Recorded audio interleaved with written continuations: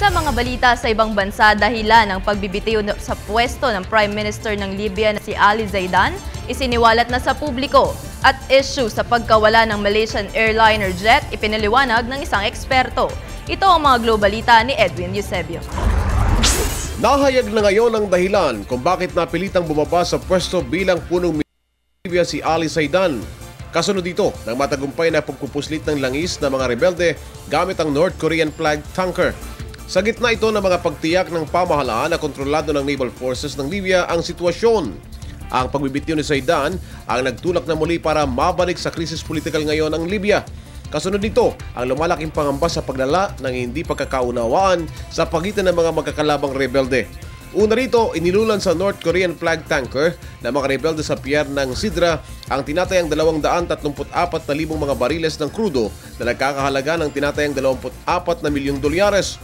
Nagawa nitong malagpasan ang naval blockade at naging kahihiyan kay Ali Zaidan na una nagsabi na ipapabombay niya ang tanker kung makakapuslit ito ng Libya.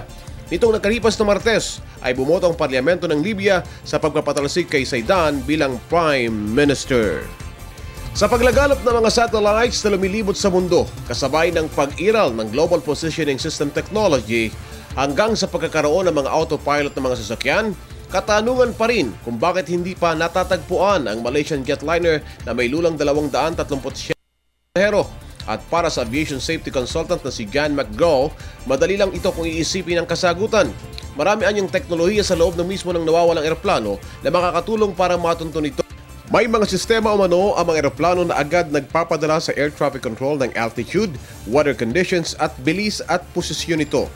May mga paraan din ang mga piloto para makipag-usap sa mga opisyal kung ang eroplano ay bumubulusok sa karagatan, ang black box o flight data recorder ang naghahatid ng tunog. Sa kabila ng kanya-kanyang pahayag ng mga eksperto, patuloy pa rin ang paghahanap sa nawawalang eroplano at pagkakaroon pa ng mga karagdagang tanong kung ano ang dahilan ng pagkawala nito. Para sa Telebisyon ng Bayan, Edwin Eusebio.